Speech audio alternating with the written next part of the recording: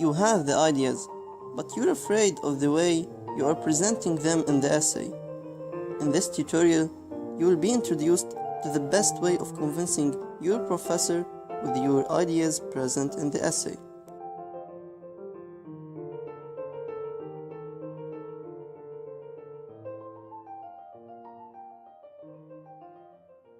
First of all, understand your assignment. Is your purpose to explain, to persuade, or to do something else? Is your audience your instructor? Select the information you want to present to your audience carefully. Here, you may use outside resources. In order to enrich your content, you must support your essay with evidence, which characterized by examples, statistics, or expert opinion.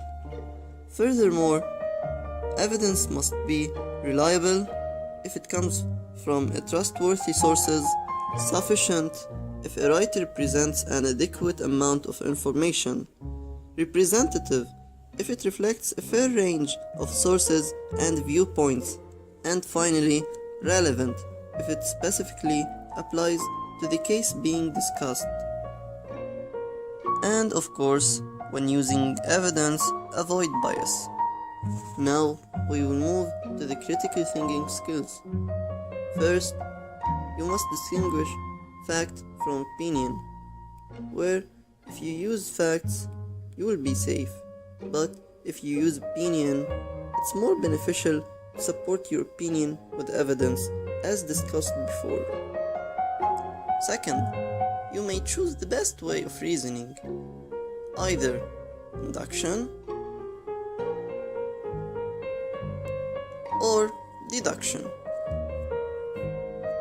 There still be a must when using sources, which is, do not forget to quote or reference your non-personal ideas. And now it's time for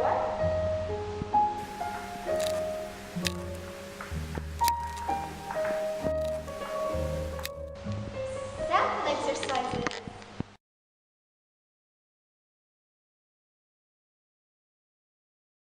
Number 1. Identify which of the sentences are facts and which are opinions.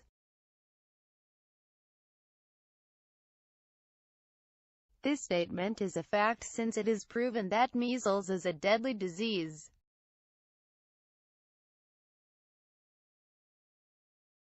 This statement is an opinion since it shows a belief. It's the person's belief that all children should be vaccinated against measles. Number 2. Specify whether each statement uses inductive or deductive reasoning.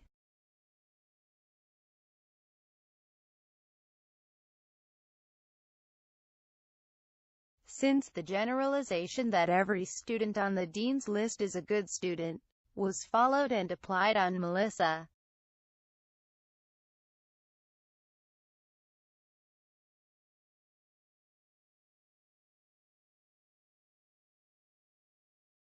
SAT scores are not the single factor that determines whether or not a student is admitted to a specific college. Number 3. Detect the type of bias in the following statements are examples.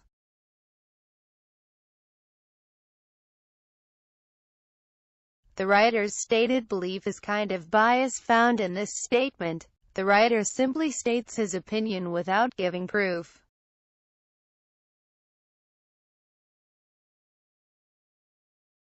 Slanted language is the kind of bias found in this statement.